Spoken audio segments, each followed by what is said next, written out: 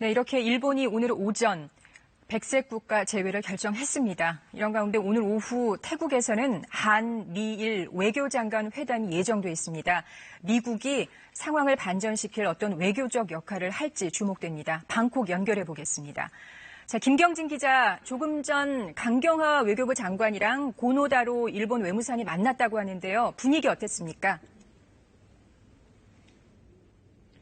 어제 외교장관 회담에서 입장차만 확인하고 헤어졌던 강경화 외교부 장관과 고노다로 일본 외무상. 일본의 백색국가 배제 조치가 발표된 이후에 아세안 플러스 3 회의에서 만났는데요. 오늘은 설전을 벌였습니다. 강경화 외교부 장관은 오늘 회의 모두 발언을 통해서 먼저 일본의 일방적이고 폭력적인 조치가 이루어진 것에 대해서 심각한 유감을 표명한다. 이렇게 밝혔습니다. 이에 대해 고노다로 일본 외무상은 강 장관의 불만의 이유가 뭔지 모르겠다. 일본의 조치는 완벽하게 자유무역 체제에 부합하는 합법 조치였다라고 반박했습니다. 앞으로 약 6시간 뒤 한국 시간으로 오후 6시 반에 한미일 3국의 외교장관 회담이 잡혀 있고 그 전에 미일과 한미 양자 회담이 각각 30분씩 배정돼 있습니다. 어제 한일 회담에서도 일본은 일본의 조치는 정당하다.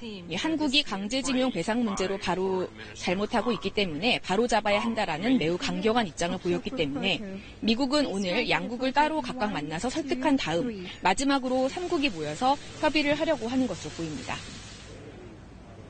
네, 궁금한 게요. 백색 국가 제외는 이미 오전에 결정이 끝났습니다. 이런 상황에 회담을 더 하는 게 소용이 있나 이런 생각이 들거든요.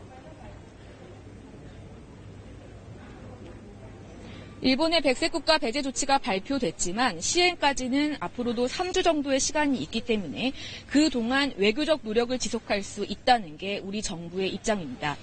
그를 위해서 특히 오늘로 예정된 한미일 외교장관 회담이 중요하다는 입장입니다.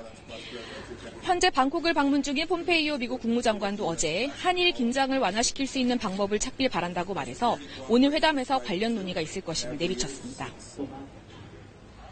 미국의 역할에 기대를 걸어본다 이런 건데 가능성을 김 기자 어떻게 보십니까? 기대해볼 만한 겁니까? 네, 일본이 백색국가 배제 조치를 강행하려는 움직임을 보이자 미국이 일본과 한국을 상대로 중재 노력을 기울였는데요.